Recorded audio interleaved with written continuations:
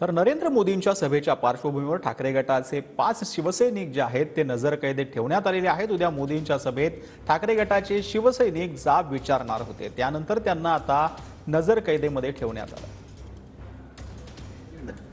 उद्या नाशिकच्या पिंपळगावमध्ये पंतप्रधान नरेंद्र मोदी यांच्या महायुतीच्या उमेदवारांच्या प्रचारार्थ सभेचे आयोजन करण्यात आलेले होते आणि या सभेच्या पार्श्वभूमीवरती ठाकरे गटाच्या काही कार्यकर्त्यांना पोलिसांकडून नजरकैद करण्यात आलेला आहे आणि एका ठिकाणी ठेवण्यात आलेला आहे। आपल्यासोबत काही ठाकरे गटाचे कार्यकर्ते पदाधिकारी आहेत। भाऊ, काय सांगाल, आपल्याला या ठिकाणी नजरकैद करून ठेवण्यात आलेले आहे?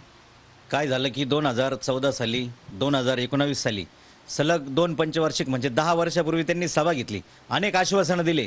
15 लाख रुपयापासून तर शेतकऱ्यांचं उत्पन्न दुप्पट करणार इथपर्यंत आश्वासनं दिले। तर आम्ही हेच विचारायला त्यांना त्या ठिकाणी उद्या जाणार होतो की तुम्ही जे आश्वासनं दिली होती 10 वर्षापूर्वी, त्या आश्वासनांच्या पावसाचं काय झालं? तुम्ही शेतकऱ्यांचं उत्पन्न दुप्पट करणार होते, त्याचं काय झालं?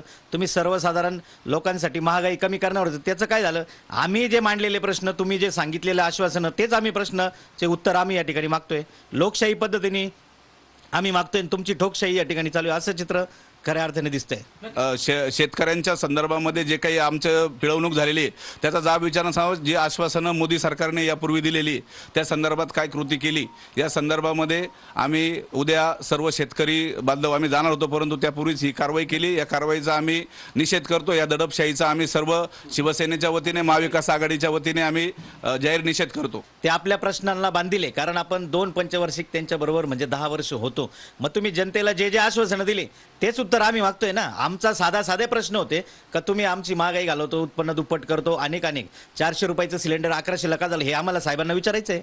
कॅमेरा पर्सन आकाश शेवलेसह पवन येवले, TV9 मराठी, नाशिक।